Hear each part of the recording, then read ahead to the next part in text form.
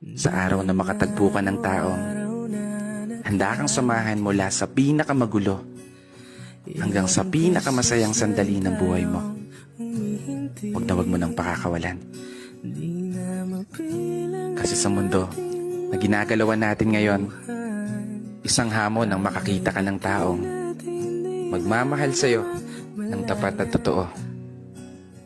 Taong maituturing mong palagi. Oo, palaging mananatiling sa'yo. Palaging uunawa. Palaging magpapahalaga. Taong tatanggapin ka ng buong buo maging sino ka pa. Ano man ang estado mo sa buhay o kulay ng paa. Taong hindi lang nakabase sa kung anong nakikita ng mga mata. Taong bigla na lang magliligalig nang hindi mo alam ang dahilan. Ay, mali pala. Taong makakasama mong mangarap at abutin ito ng sabay. Taong aalalay, lalo sa mga panahong natatakot kang tumulay. Takot kang sumugal, takot kang humakbang.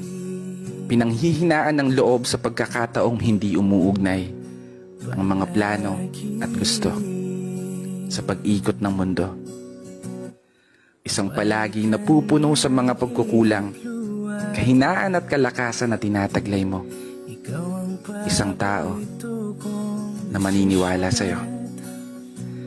Isang tao na palaging magpapaalala na kaya mo, na magagawa mo abutin ng tagumpay.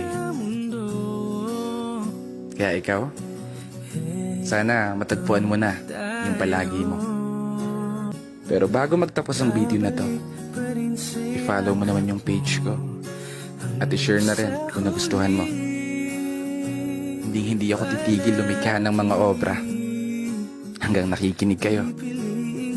Kaya isang pagpupugay para sa lahat ng mga tao na patuloy na nagmamahal at patuloy sumasabay sa hamon ng buhay. Sa pagdating ng ating pilak at ginto, diamante may abutin, ikaw pa rin aking bituin, natatangi kong dalangin hanggang sa huling sigalo.